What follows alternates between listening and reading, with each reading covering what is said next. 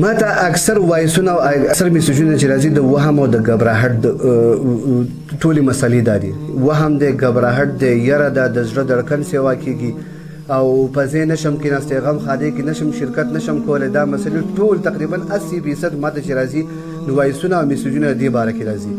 نو دا مسلې ما بار بار په دې باندې ویډیوګانې کړې یم د خو ستاسو د تسلۍ لپاره دا خبره کوم چې د دې نه هېڅ هم نه کېږي. انسان ته وهم دی، انسان حقیقت کې هېڅ هم نه، خو بس د انسان زړه وایي چې دا چل ماله کېږي، دا بریښ ما باندې راغلی، یا زه تاویږم یا ماله سې چل کېږي. یو کس ماته وایي چې زه لمونځ نه شم کولی، چې جمعه ته لاړ شم په جمعه کې ودرېږم او په منځ کې ګیر شوم یو ساډوبي را باندې راشي او سې چل راله کېږي. نو کوشش دا کوئ چې سره د دې سره مقابله وکړئ، د یو دوچر مطلب خپل نفس خلاف شروع کړئ چې ستاسو نفس وایي دا چل کېږي و نه کېږي. د شیطان سره مقابله شروع کړئ، ان شاء الله دغه وهم مرض به الله تاسو ختم کړي او تاسو له به الله صحت درکړي. که ځان هم ورته وغورځو نو هغې اخري سټیج دا دی چې ستا په مغزو به اثر پرې باسي او ستا سره ستا مغزه به کار پرېږدي. نو د وهم سره مقابله وکړئ. وهم هېڅ شی هم نه دی، صحیح شو. دا د معدې تیزابیت او د ګیس د وجې دی. دا نه په ټسټونو کې راځي، نه په الټراساونډ کې راځي، نه به هېڅ کوم نه راځي.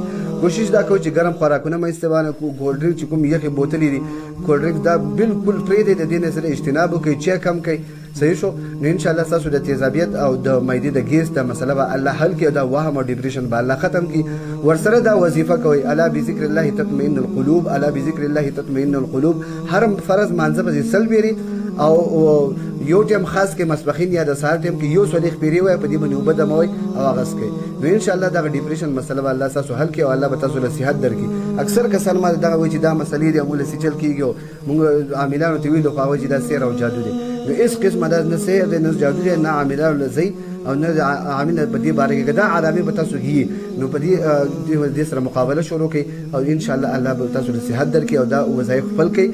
الله رب العزت به تاسو بل سره صحت درکړي او تاسو به الله جوړ کړي انشاءالله. بې خوفه خاطره ځان خپله زندګي تېروئ. دومره زندګي ده چې هغه تاسو په دې یاره کې تېر کړئ نو پاتې به کیسه شو. په خپل هم سره زندګي خوشحالۍ سره تېره کړئ او بل هم د خوشحالۍ تېرولو موقع ورکړئ. نو انشاءالله الله تاسو له صحت درکړي.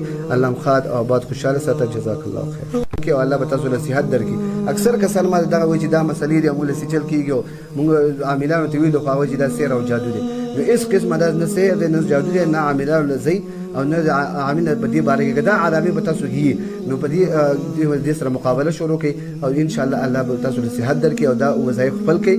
الله رب العزت به تاسو بل سره صحت درکړي او تاسو به الله جوړ کړي انشاءالله. بې خوفه خاطره ځان خپله زندګي تېروئ. دومره زندګي ده چې هغه تاسو په دې یاره کې تېر کړئ نو پاتې به کیسه شو. په خپل هم سره زندګي خوشحالۍ سره تېره کړئ او بل هم د خوشحالۍ تېرولو موقع ورکړئ. نو انشاءالله الله تاسو له صحت درکړي.